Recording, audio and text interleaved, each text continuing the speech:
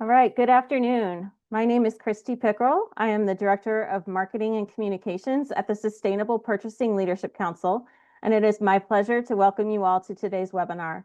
I'm going to get us started with some announcements and a quick introduction to the SPLC, and then I will turn it over to Stephen Rothstein, Managing Director of the CERES Accelerator, who will kick off today's presentation.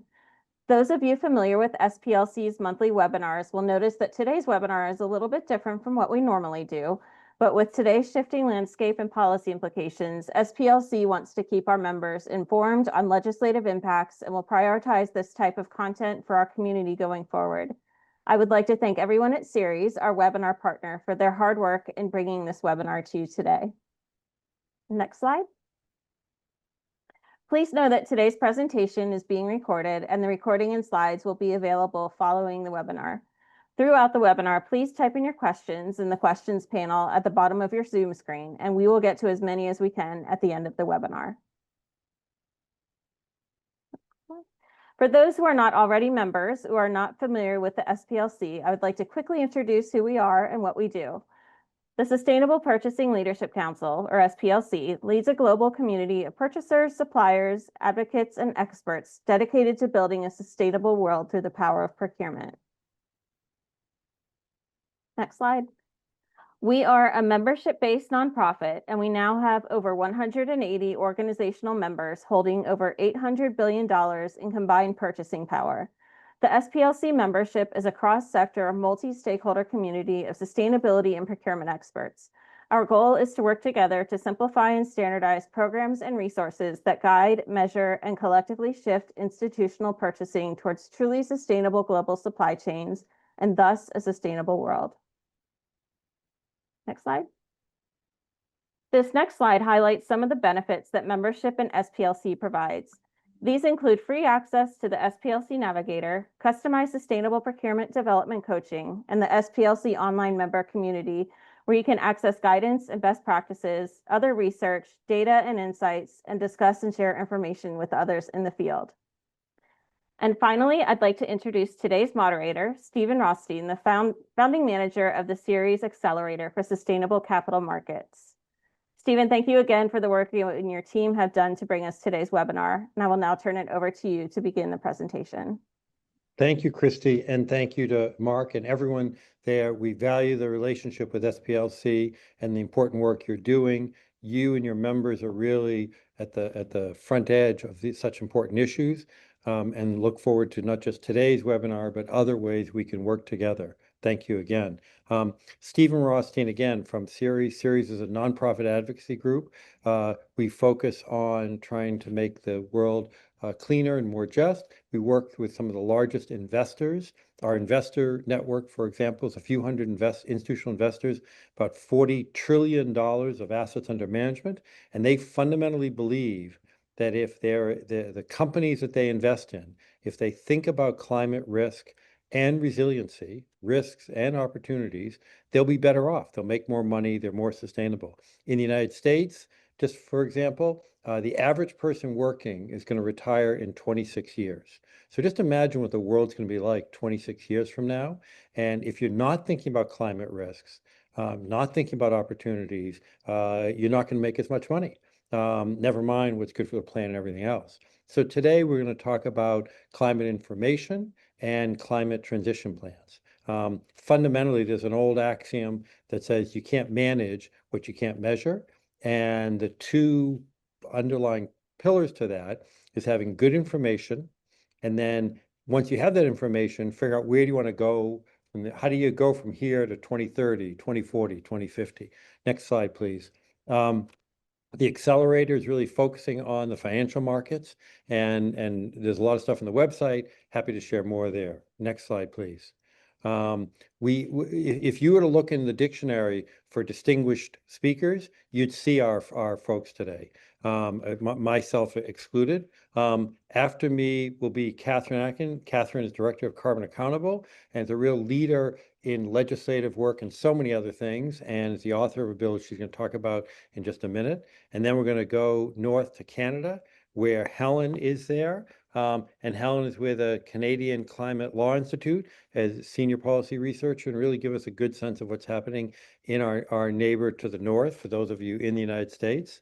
Then over across the pond, so to speak, to David Carlin, founder of D.A. Carlin and Company, and former leader at the UN, and author of so many articles and reports. We could spend the rest of the time just talking about the distinguished resumes of all of our speakers.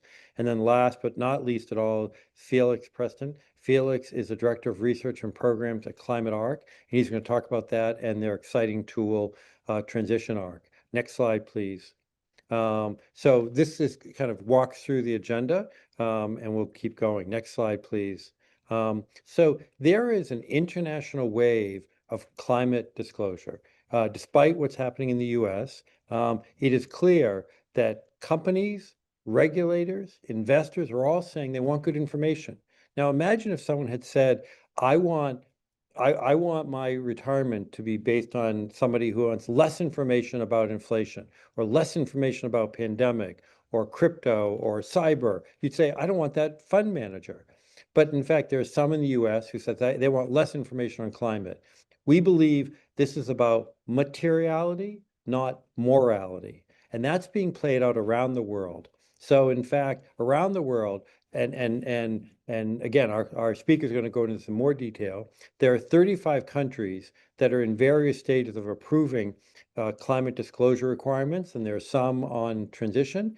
And that collectively is about 60% of the world's GDP, plus what's happening in California, where there are two laws already in place. Catherine was key in those as well, that require climate disclosure for the largest companies as already. Next slide, please. Why is this important? If you're in the procurement side, a large company, I don't need to tell you, understanding your suppliers and what their risks are. If do they have a assembly plant in a fire risk area or a flood area? What are they doing to build resiliency in some of those areas? And so there is, again, if you just think about the financial risk, you think about sustainability, and we think that whether it be a city, a state, a country, that they all need to understand this too. All of us as citizens, all of us as taxpayers. So whether it be supply chain resiliency, strategy alignment, or other things, climate information is key. And in fact, there are many areas where they're leading on that. I'll give you a quick example. The U.S. insurance industry is doing a lot in this area now, where 85% of the U.S. insurers have, for the last 3 years, been sharing climate information. It's all public. It's all in fact, on the California Department of Insurance website. We've done reports on it. And because of that, we're learning a lot about which insurers are more prepared, which ones are less prepared. We need that information across sectors, across the world, about where they are today and where they're planning for the future or transition plans. Next slide, please. And there are different kinds of information. And this is one of those that while we can't let the perfect get in the way of the good, but the 4 types of information are GHG emissions, greenhouse gas emissions, to understand what the basis are today, and again, what their plan is to reduce those. Science-based emission targets, whether they be Science-Based Targets Initiative, and there's other related areas, some by industry, they'd be a little different. Climate risk assessments, and what used to be called TCFD, the Task Force for Climate-Related Disclosure, that's been rolled into the International Sustainability Standards Board, and then transition plans. And as this says, some government buyers are mandating this, and there's some private companies that are mandating it. Some are giving encouragement, some are giving points as part of their supplier chain effort. So we think whether, again, you're a government official or a large company or a supplier selling to government or large, that this is either being asked or will be asked of you more and more. And there are a number of these countries that are going to kick in the next few years. So the amount of information we're going to have will be a lot more, which will help us prepare for our kids' and grandkids' future. Next slide, please. I'm not going to go through in a lot of detail because this is what our speakers are going to go through, but there are some exciting areas. I wish I could say the United States is leading, but that just isn't the case. But thank God there are some great things happening in the United States, particularly the subnational area. But there are some other areas again with some of our colleagues around the world that we're going to hear about in just a few minutes. Next slide, please. So now let me turn this over to Catherine again, who is a particularly, I mean, carbon economy does so many things, but she's going to talk about this legislation in California, which, if you think about it, if California were its own country, it would be the fourth largest market in the world. So it's so important. Catherine, thank you for joining today, and thank you more importantly for your leadership. Great to be here today. And I just want to thank the Sustainability Purchasing Leadership Council and CERES. And I'll just take a point of personal privilege, given the work that we in California have had the chance to do with CERES. I just want to recognize the incredible leadership that CERES has provided, and especially in bringing together the corporate community, being a broker for good policy and thinking about how do we, create a more sustainable environment, create better data for smart risk management in a way that is not burdensome and that recognizes that we're asking companies to do a lot, for a good purpose, but our job is to make it good policy. So I come to this conversation, as Stephen mentioned. You can go to the next slide. I come to this conversation, based on work I'd done in California. CERES was also a co-sponsor of both SB 253 and 261. Many of you will know that California had put in place in 2024 both a GHG emissions disclosure law and a climate risk disclosure law. And the work that I'm going to talk about right now, which is a focused contractor procurement bill, is kind of a successor to that work. And that work in California, I think, laid a big foundation for us to say, hey, as a state, investors, stakeholders, policymakers need that data that Stephen said is no longer sort of nice to have data. It's critical and kind of at the core of business operations. And then this bill here, 755, which, as Stephen mentioned, carbon accountable, in the same way that we had authored 253 and worked with let's just be clear, that's not authoring. We developed the policy, but Senator Wiener was the author of the bill for GHG emissions disclosure, in the same way that the state was asking companies that do business in California to disclose their GHG emissions and climate risk. We have an opportunity now to say, okay, now it's time for the state of California to roll up its own sleeves and make sure that it's getting the kind of data from the contractors that it works with. And next slide, in California, we have more than $60 billion in procurement expenditures. So, we are, and the state of California are stewards of public monies.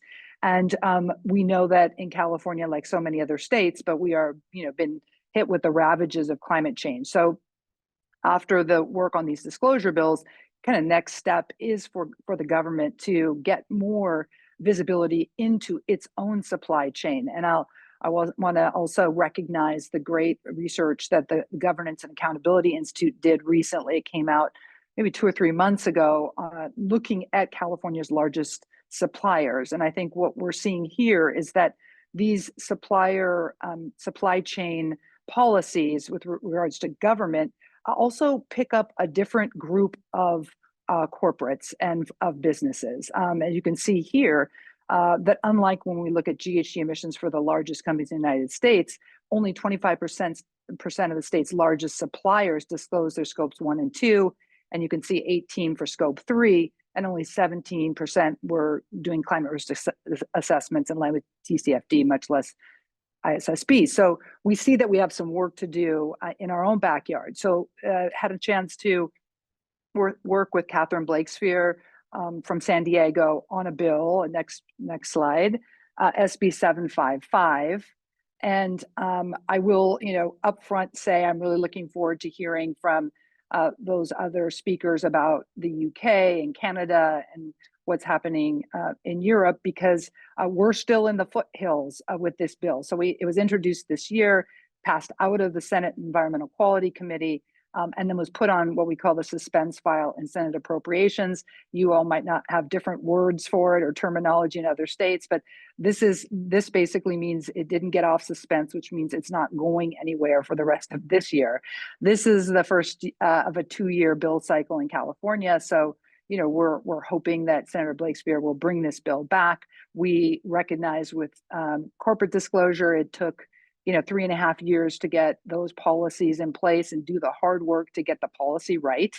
And I think we have some work to do on this bill as well. So wanted to say, in terms of the policy, taking a lot of guidance, as we are trying to do in California generally, to not recreate the wheel, not to have California kind of go its own way. And so this bill really builds off the federal acquisition regulation rule that was withdrawn earlier this year. It's a simple bill. It would require the state's largest contractors, like the FAR rule, to report their GHG emissions, and it's stair-stepped depending on your total annual contract obligation. So over 25 million in total annual contract obligations is scopes 1 through 3, GHG emissions and climate risk disclosure. And then for those smaller contractors between 5 and 25 million in annual contract obligations, it would be scopes 1 and 2. So the other thing that we were able to sort of build off in California is that we do have existing corporate GHG emissions disclosure and climate risk regulations being promulgated. Those will be done by the end of the year, and other companies under the other laws will be reporting in 2026. So we also had wind in our sails because we get to, keep it simple and say, if you meet these requirements, you'll be disclosing in the same way that those other companies are. Next slide. So, I just wanted to kind of step back from this and say, one, this is a bill that, we can see, happening in any jurisdiction. It's kind of a ready to wear, as I said, from the federal level. And really, we feel good about it being in alignment with what we see globally emerging as best practice and corporate GHG emissions, and in particular, looking at the supply chain and not only sort of private responsibility, but also the opportunity for governments to really be, stewards of this money to protect the planet and its people from the real risks of climate change, including transition risks. So just wanted to say, issues to think about is administering agency in California. We're working with the Air Resources Board because they're already doing climate risk disclosure. Other places you might think about your General Services Administration. We have a terrific agency in California. And I just want to recognize they've already done lots of great work. We have a sustainability roadmap. We have recycling and embedded carbon emissions policy. So I also just want to say this is not the first thing that's happened that's good in California. As you know, California has been at this for a long time. We're just trying to do our part in disclosure. The scope of it, I do think this question of what are the cuts in terms of total annual contract obligations is relevant to think about. We do not want to burden the small supplier whose contract might be a large percentage of their total revenue. Something we're going to be thinking more about is a revenue cut, or just considering that. Won't speak for the author, but as a policy matter. And I just want to say, in terms of supporters and opponents, I do think the opponents were the same business groups, but I think you're seeing more focus from the construction trades, the building associations, highways. These are where the biggest contracts, at least in California, come from.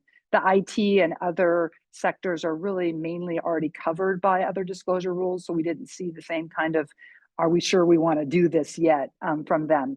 In terms of supporters, I do think that, we've got the general, coalition. CERES was a supporter, California Environmental Voters and others, but I do think there's an opportunity to broaden this and to really think about the real physical risks that are being experienced. So I think there's more work to be done, and just sort of, and this gets to strengthening the case and building momentum. I think we have more stories to tell. And like I said, this year we didn't get where we wanted to go, but from my experience on these other bills, these are new policies, these are new areas.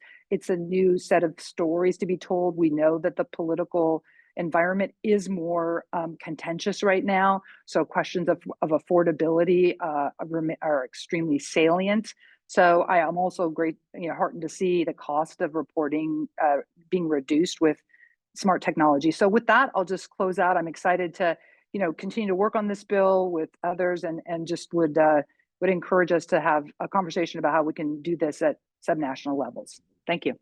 Great. Thank you, Catherine, for those thoughtful comments. And before I turn to Helen, just to kind of highlight just 2 or 3 things that Catherine said. First is that if you're, imagine being a taxpayer, whether in this case in California, but it could be in any place, and you're going to sign a large contract. It's probably a multi-year contract with a large vendor. Would you want to know what their risk is? And what their emissions are, because there will be more costs. Just in California, they're facing unfortunately an insurance crisis now, and just there are a whole variety of issues there. And then, so I would, for anyone who's on this webinar, whether if you're a procurement manager of a company, do you have a rule like this for your suppliers? It could, maybe the 25 million isn't the right number, but think about something like that. Or if you are involved in a city government or a state government, these same concepts. So we hope that you'll think about that in a variety of areas. But again, let me go back to our colleague in the North, Helen, who is with the Canadian Climate Law Institute, to tell us more there. Helen, the floor is yours. Thank you very much, Steve. Good morning, good afternoon, good evening, depending where you are. Thank you for the opportunity to speak to you about Canada's steps towards sustainable procurement. Next slide, please. The Government of Canada is one of the country's largest buyers of goods and services. We spend approximately $29 billion annually. This significant purchasing power can, and really should, be leveraged to reduce long-term climate risks to public finances, infrastructure, as well as supply chains. Next slide, please. The Government of Canada launched the Greening Government Strategy in 2017 and updated it in 2021. And it sets targets to reduce emissions from the federal government's real property and conventional fleet operations by 40% by 2025 and achieve net zero by 2050. It also includes commitments to reduce environmental impacts of construction, incentivize major suppliers to disclose their greenhouse gas emissions, and adopt science-based targets in line with the climate agreement or a similar net zero challenge. Next slide, please. To support the key commitments of the Greening Government Strategy, the Centre for Greening Government has developed 2 standards under the Policy on Green Procurement. The first standard is the standard on embodied carbon in construction. It has a phased out effect. So it took effect for design estimates in December 2022. And really, you need to be able to disclose as well as demonstrate that there's a 30% reduction in those construction design estimates of your embodied carbon. Concrete came into effect in December 2024, and you need to demonstrate a 10% reduction in concrete usage, or the embodied carbon in that concrete usage. And then steel comes into effect in September 2025 this year, and you need to demonstrate a 20% lowest carbon steel usage. So the steel needs to be of the 20% tile range of the lowest embodied carbon. It applies to new and renovation projects valued at 5 million Canadian dollars or over. I've found conflicting information on government websites. Some of the time they mention 10%, so I've taken this directly from the standard. The standard says 5 million, so I'm sticking with that. And then the second standard is a standard on the disclosure of greenhouse gas emissions and the setting of reduction targets. It took effect on April 2023, and it requires procurement of over 25 million Canadian dollars, including taxes, to include an incentive for suppliers to disclose their greenhouse gas emissions and set those reduction targets. Keyword here is an incentive. It's not mandatory, but bids are more likely to be successful than if you include this information. Next slide, please. So with regard to that second standard on the GHG emissions, the standard doesn't apply to contractual arrangements, emergency contracts, or foreign military sales. Next slide, please. And as to the progress so far, the number of qualifying contracts applying the GHG standard within the Canadian government in 2023 to 2024 totaled 85%. So out of 17 contracts, there was only 3 that didn't qualify. It was 2 in the Fisheries and Oceans Department and 1 in National Defence. The data on construction materials hasn't been published yet. It will become available in the 2024-2025 reporting cycle. And as to the conventional fleet and facilities, a target of getting it down to 40% by 2025. We're currently down to, or got it down by 42% in 2023 to 2024, compared to the baseline year in 2025. Next slide, please. So as to supply expectations in this process, suppliers are expected to understand the life cycle impacts of their products and really reduce any supply chain emissions that they can, or at least show that they have a plan to reduce those supply chain emissions. Need to demonstrate environmental performance of those products and back it up with third-party certifications wherever possible. Also, sharing information from your climate governance. So anything in your annual reports, climate-specific reports, TCFD support reports that you share with your shareholders is all relevant information here. And it's important to include that information in your bid submissions as well as your solicitation documents. Next slide, please. Conscious of time, so I'll fly through this slide. The benefits for businesses is really enhancing your resilience for climate-related risks, encouraging enterprise-wide emission tracking, which is really important. And this all increases investor and public confidence in your company, attracts new investors, new customers as well, and this can all stimulate innovation. Next slide, please. So we're looking forward. Standards are reshaping the private-public interactions in this space. Businesses have to be ready to comply with this. So you've got to have your environmental product declarations, your life cycle assessments as well. You've got to have those all ready, along with any emission disclosures, your climate targets, your supply chain emissions, and really collaborate across internal teams really to meet these demands going forward. Thank you for your time. Thank you so much. You flew through a lot of information very quickly, very efficiently. That's great. It was particularly interesting to see the 85% that you mentioned there, and that's a really good sign. Now going, as I say, over to UK and Europe, David Carlin, who has done so much both in the public and private sector, is going to give us a sense of what's happening over there. David. Yeah, wonderful. Thank you so much, Stephen, SPLC. It's really terrific to be here. As Stephen mentioned, I had the good fortune to head up risk at the UN Environment Program's Finance Initiative, found the Risk Center for Financial Institutions, and now really work as a global advisor helping organizations and governments to manage the changes they're seeing. So I'll begin, and I have 2 pieces of regulation to talk about, although the European one actually breaks into a few pieces. But the first one is PPN 621 in the UK, and this is really kind of the guiding light of UK policy on sustainable procurement, and it requires the inclusion of carbon reduction plans if you're tendering for government contracts. In some ways, that is a bit of an analog, as some of you may know, for the US, the federal government under the Biden administration had that requirement on climate disclosure, climate reporting. So this is something that cuts across UK national governments.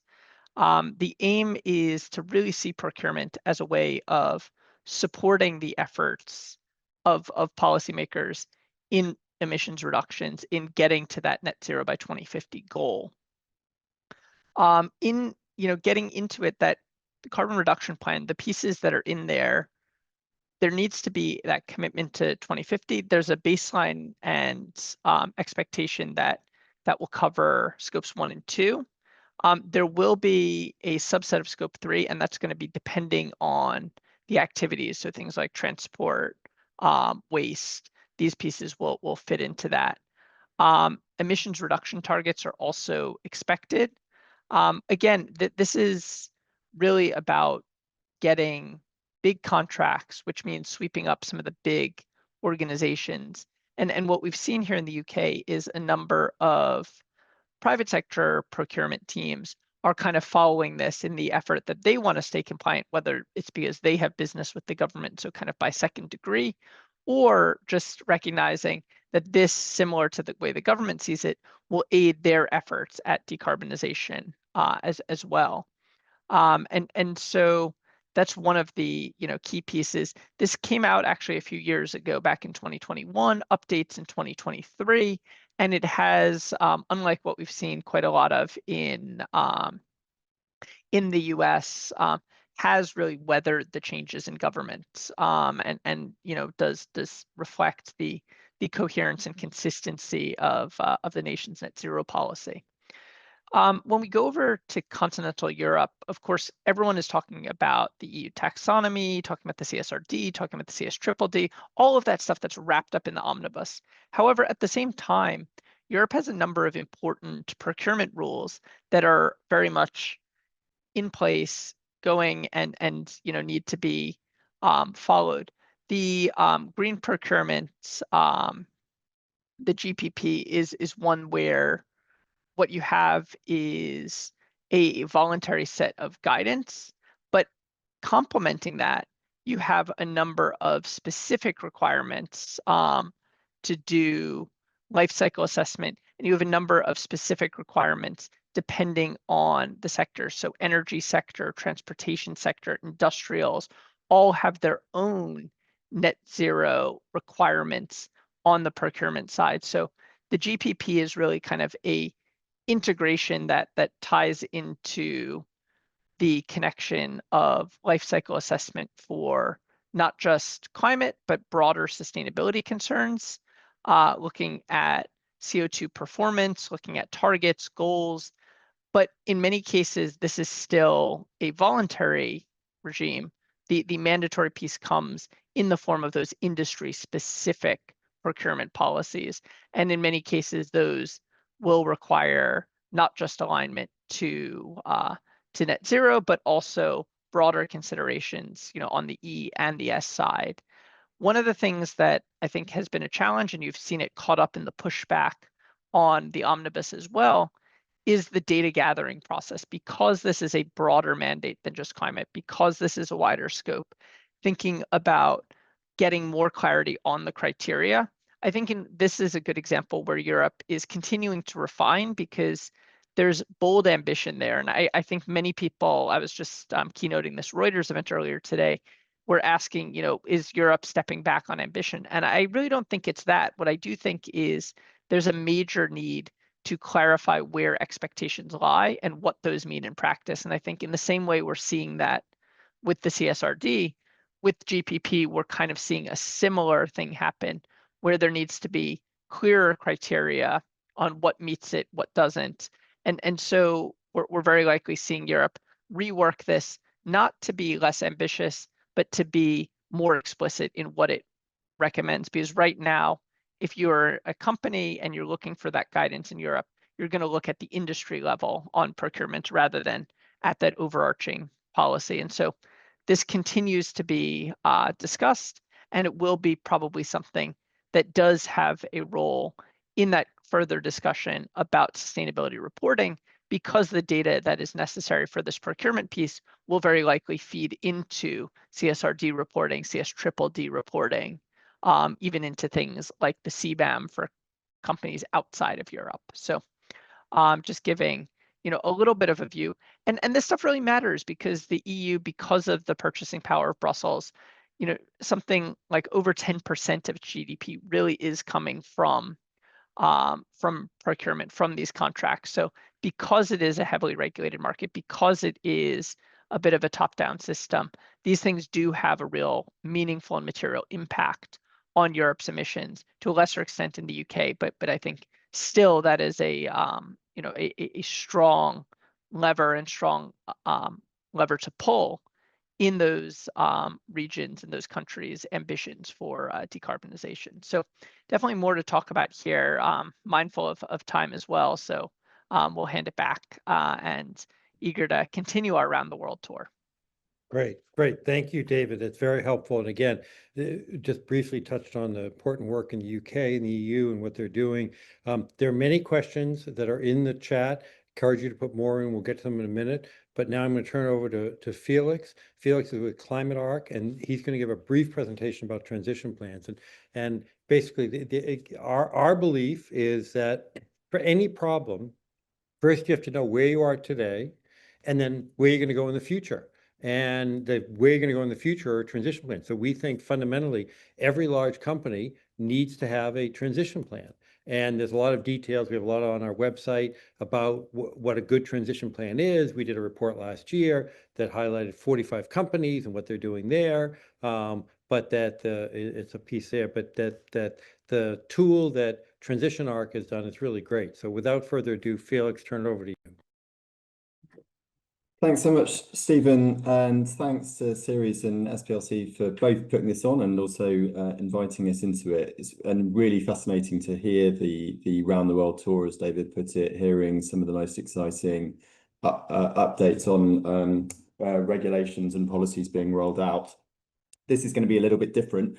Many of you probably don't know Climate Arc. We are a non-profit organisation established about 3 years ago, and our focus is on unlocking capital flows towards the climate solutions that we need to meet our global climate goals. And I'm going to talk to you a little bit today about a tool, Transition Arc, and I'm going to attempt to give a live demo, which is always fraught with risk, but let's see how we go. First, I just wanted to explain why we've done this, and Stephen set this up. And in some ways, the other speakers have as well. There is much information out there already on how companies are doing on climate transition. There's many frameworks which exist both to guide their disclosure and to inform how companies should be assessed. And there's going to be a lot more coming for all the reasons that have been touched on in previous presentations. And amid all of that massive information, there's still a real challenge, perhaps a growing challenge, in being able to cut through the noise and understand exactly what good looks like. Is the company doing enough, on which metrics to look at? And that's the kind of thing that we're focused on. That information matters if you're procuring from a company, but we're particularly focused as well on the investor angle. If you're investing in a company, but equally if you're a bank, if you're lending to the company, if you're a policymaker, you need to think about the impact of your policies on how companies will transition and whether that's aligned with net zero ambitions, hopefully, and for civil society too. So hopefully the information I'm going to show you is relevant to those different audiences. And what I'm going to show you is coming up. Let's see if this works. Our platform Transition Arc. And first, before diving in, I just want to recognize that we've built this platform, but it's powered by currently 9 partner organizations providing data and analysis. I won't run through them all there. I might mention some of them as we go through, but just to sort of show you those logos, everything you see in the platform, all the important analysis and data is being powered by those entities. And what we're doing together is bringing it all together into one place. I'll post the link at the end, but all of this is freely available and everyone can access it. I don't have time to do a full demo today, so what I'm going to do is just highlight a few things which we think are different about this platform and hopefully important. First, I'll be jumping around a bit in this, apologies for that. The first thing is that there are different methodologies and perspectives on how to assess the transition, but there's quite a lot of common view on some of the most important metrics. So the metrics that you can see here, the 6 down the left, are common to all or nearly all of the frameworks that I mentioned before.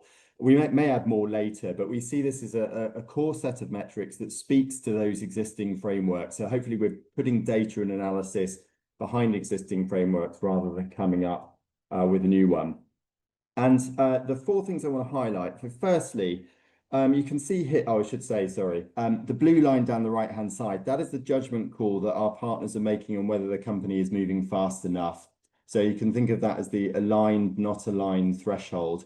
And companies, which are the dots when you're looking at the screen, in this case, dots are companies in the auto sector.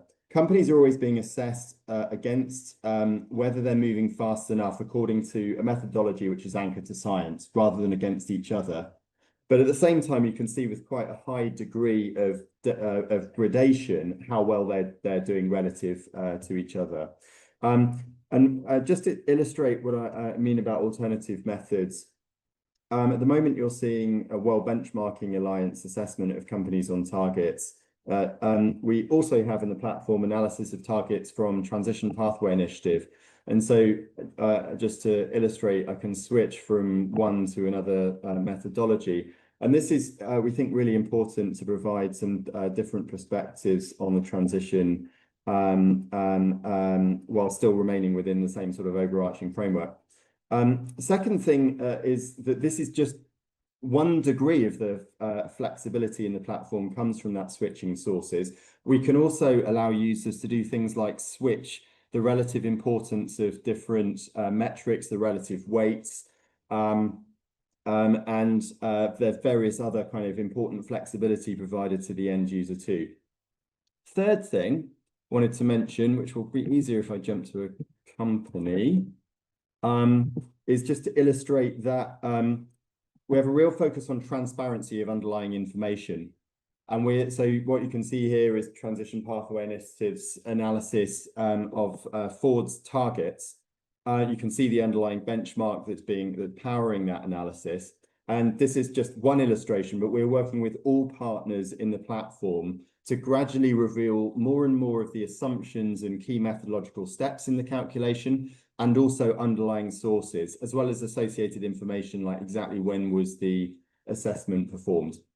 And the final thing I was going to show you is just that clearly, obviously, when you're looking across a range of companies today, we know that many companies, unfortunately, are not moving exactly as fast as we would like. But we want to turn that around a little bit to start asking the question, what would it take to bring the company back into alignment? And this is an early cut of that. We're still working on this with partners. But this is just to give you the impression of that idea that we're working towards the kind of set of actions that the company would need to take to move it from where it is today to what it would need to be considered sort of overall aligned with what we need in the transition. So those are the points I wanted to make just on the power of the platform and the capability we're building. I just wanted to flag very briefly what's coming up next too in the platform. Firstly, at the moment, as you can see from the number of dots here, there's not that many companies. We have about 500 companies at present. That will move, we hope, to about 1,500 at the end of this year, and will continue to grow beyond that. So significant growth in coverage in number of companies, and part of that will come through really important sectors currently missing, which will be added. For instance, companies related to food and land, to buildings, to construction and real estate, and we're also starting to work on tech. The second thing is that we will continue to work on different ways in making the analysis of transition more targeted, more nuanced, whatever stakeholders think is the most important thing to work on.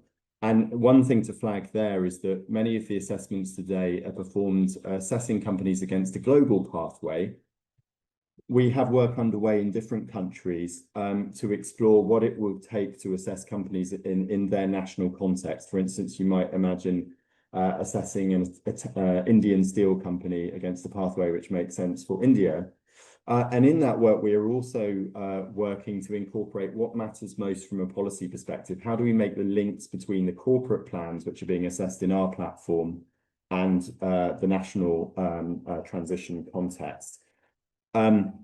We are also working on physical risk and resilience with partners, and on a number of other things which I don't have time to go into today. Obviously, we can do that in Q&A, but I'd encourage you to come and talk to us if you're interested in the work that I've talked about today, or if you've got any additional questions beyond that. So I will finish there and hand you back to the group. Thank you, Felix. Again, that's a flying through something. Correct me if I'm wrong, everything that you showed today is free and open to the public? Everything is free, yes. We just ask people to register on the front end, and we will then add you to the platform, but it's free for everybody. The front end will always be freely available to everyone. We are considering charging for access to the full underlying data set via a programmatic interface, like an API, for private sector users, but that will also be free for public sector. Again, so I thank you, Felix. So I encourage all of you, whether you're, again, in procurement for a large company, or you're thinking about, you're a consultant, you're thinking about advocating on behalf of a city, a state, a county, a national, to utilize this tool. And if you're not listed, or, you know, in your supply chain, because the information is, to say it's powerful is amazing. So, again, if you can, this will be, the recording will be sent out and Felix will put the link in there. I'm going to shift to some questions. I have a long list, but I'm going to start with a few from folks here. So if all the distinguished panel can come back on the camera, and there are two related questions, one aimed at Catherine, another one at David, but I'm going to open up for everyone. Does either California or UK have a standard SME-friendly questionnaire that asks greenhouse gas protocol disclosure from suppliers? I don't know the answer, but Catherine, I'll turn to you and then to David, but also invite Helen to jump in if you want. Catherine? Yeah, thank you for that question. And I'll say, you know, we're really looking in California, both with the SB 253 and 261, and then with 755 that I spoke about, the procurement bill. The focus is really on using the GHG protocol when it comes to GHG emissions. And I do want to say, you know, that for those smallest contract obligations between 5 and 25, the obligation is for scopes 1 and 2, which I think most would agree is an area in which there's been a lot more kind of like, here's how you do it. There's solutions, there's guidance, but the regulations in California that are currently being developed by the Air Resources Board will describe more about how the reporting will be done. But really, it's the GHG protocol, which should give people some comfort, because that's the throughput, regardless of what what reporting regime you're talking about globally, the GHG protocol is front and center. So that's how we're approaching it in California. I do know in the EU, there's an SME kind of approach to things, and I do think we've got to keep it simple. Great. David, do you want to add anything from your perspective? Yeah, for the UK, there is a procurement standard questionnaire that was part of, I think, the 2023 Act. That is a bit more generic. So expectations, at least on many of these things, have tended to be on larger contracts, I think over £5 million. So it's been more on contract size. I think in that procurement guidance, it does ask about that. And that's kind of the main, SME contract when it comes to procurement, at least at the governmental level. But different firms, and I've seen this as a advisor and service provider too. Different firms, regardless of contract size, will ask those things. They may not ask you. They'll ask, do you have a net zero target? They'll ask, do you do emissions accounting?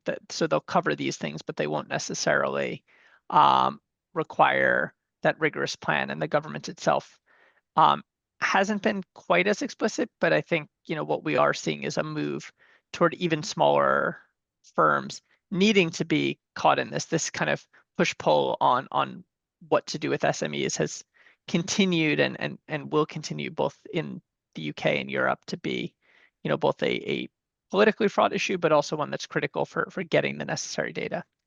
Yeah, no, it's very important. I'm going to go to a question for Helen just a second, but I just want to remind everyone, there is, and many of you may be involved with it now, for the existing California climate disclosure laws that are referred to SB 253, SB 261, they're going through the regulatory process now. Many of you may have been on the CARB, California Air Resources Board. They had a workshop a few weeks ago. There was an estimate that 3,000 people joined. Many submitted comments. If any of you that weren't on it, or you want to submit comments for the next round, the deadline for this one is currently closed, but the next round, or you have questions, feel free to reach out to me. I put my email in the chat separately, because clearly we have to, that's going through the regulatory process. We hope that those will be finished in the coming months, and implementation of that. So just in that piece of it. But Helen, over to you. There's a question, it says, in Canada, what are the incentives and how did the government decide on them? Do you know if the government polled contractors or adopted incentives that were working in other countries or anything like that? Helen? So the incentivization really happens on a department by department basis. So it's not part of the overall standard or from the federal perspective. Each department would integrate it into their procurement management framework. So incentivization kind of comes from different areas, and there's no set standard on that. I know that they kind of pushing the gaining a competitive edge angle. So compliant suppliers would be more likely to access longer term as well as higher value contracts with the government, depending on the quality of those disclosures as well. But there is no specific incentivization criteria. Great. Thank you very much. That's helpful. Felix, over to you. There is both a comment and a question. The comment is, would love to see healthcare be added to Transition Arc in the future. And a question, how would Climate Arc work with CDP? What might a partnership like that look like? Thanks very much. Thanks for the questions. Healthcare. So we definitely want to work down through the most important areas of the economy, and hopefully we'll get to healthcare in due course. Apologies, it's not in the one of the sectors that we're working on right now, but it is one that I'd like to look at, and it's a sector which receives a lot of capital allocation from investment, for instance, which we do definitely want to think about. CDP is a partner in Transition Arc. You may have seen their logo early in my presentation. CDP is unusual in that it sort of contributes in a few different ways. They are one of the authors of the ACT methodology, which is used by one partner, World Benchmarking Alliance, to perform their assessments. And actually, we've used the ACT methodology, which is quite a systematic approach of thinking about transition. It's quite sector specific. It also informs other areas of our methodology. So that's one area in which they've contributed. Another area is that we're working with CDP on is that we would like to bring key disclosure related information in alongside some of the assessments we have. And I won't go into the details of this, but just to illustrate why that might be powerful, there's often a lag between disclosure and when the assessment takes place. So you might imagine a situation where you can see an analysis of a company's target, but there's a more recent disclosure, and that might be something you want to flag to users that's not yet been assessed in the context of this new piece of information. So that kind of thing, which adds nuance and power to the work, is that's just one way in which we might do it. I didn't in my presentation. I don't think I displayed Science-Based Targets Initiative information. That's already in the platform in a similar way. It allows us to say, well, a company's been assessed and whether it's aligned. Perhaps it's been assessed to be not aligned by Transition Pathway Initiative, but it has been awarded a science-based target, verified target. That happens occasionally and might be something that users want to unpack. So it's that kind of nuance. I would say CDP plays such an important role in the wider climate ecosystem that there's also that broader strategic conversation we have with CDP about how best to work together. Great. That's very, very helpful. David, back to you. And obviously, there's lots of conversation about Europe changing some of the rules, CSRD and other things, with some countries pushing back, one want to go faster, some want to go slower. Take out your crystal ball and tell us what you would expect when the dust is settled, and will in the end it end up where it's pretty close to ISSB or not? So I was saying at an event just last week that I kind of feel like we're, I'm calling a bottom on the sort of sustainability pushback on a global basis. And I think with Europe as well, there's a lot of expectation that, all of these things are gone. We saw just a couple of days ago continued challenges to the CSDDD, and we may see more things fall. But at the same time, I think there's a big expectation that ambition directionally will remain. And what's going to power that ambition? Well, rules are what's going to power the executive decision making? Well, data is necessary. And so in some ways, what Europe is doing is lowering the administrative burden, but raising the expectation that big companies will push for these things from their suppliers, will require them because they need them for reporting. So in some ways, it's going from a standardized method of data collection to more of an ad hoc one, which I'm not sure if that actually really helps people as much as they may think. What I would expect is you're going to see significant simplification. I was talking to some folks about what EFRAG is doing, European Financial Reporting Advisory Council group on updating the European Sustainability Reporting Standards. And I think you are going to see significant simplification. You are, I think, going to still come out with something that is broader in scope, or detailed scope. We can call them both sustainability, but broader and detailed scope than ISSB. More consideration, double materiality seems like it's not going anywhere. And I think as a result of that, what you're going to see is a more streamlined version of something that's high ambition. And the irony to me is, had we started here 4 years ago, 5 years ago, I think we'd say this is really path breaking, leading. And I think by the time the market calibrated to it, around now, we'd actually be further on than we've been. So to me, this has been a little bit of circling around. And I don't think it's aiming to cut ambition as much as it's aiming to, try to avoid some of that kind of overly top-down approach. I agree. I think that's in 60 seconds, David. Can you just make sure everyone on the call understands on the webinar double materiality and what that means? Got it. Okay, so financial materiality, I think, is pretty clear to most folks, right? How does the climate affect your business? How does the transition affect your business? Impact materiality is the other way around. How does your business affect climate? How does your business affect communities? So this idea that what can have a material effect and matter is not just what happens to you, but what you do.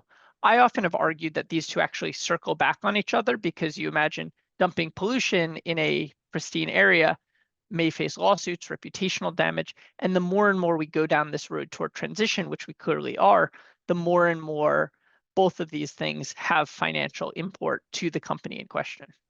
Great. That's very, very helpful. So Helen, I'm going to ask you now to look at your crystal ball. You have a new prime minister who obviously has built his reputation in many ways, but including being a real climate financial advocate. If you were to look out 6 months or a few years out in the future, how do you think the climate disclosure or transition laws or others will be different, or implementation in Canada, realizing it's a crystal ball? Yeah, I'm sure Helen, Mark Carney called Helen. you today to get your advice, but He told me all his plans. Well, I knew him from when I was in the UK, and he was the governor of Bank of England. We were old friends. No, I'm kidding. Yes, it's a difficult, and we've had this conversation because he is really on board when it comes to climate. He wants to make those changes. He's got certain things in his mandate letter that demonstrate that he is moving in the right direction for us. That it would be great.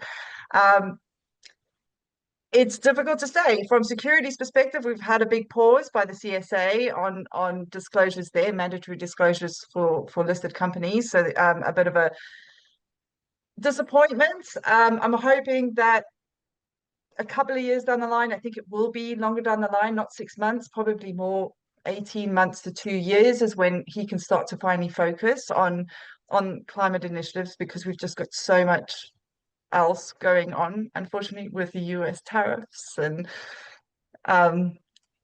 inflation, cost of living crisis, that it's taking precedence. And I think he wants to kind of get that into shape beforehand. But that's just my opinion. I could be totally wrong. Who knows?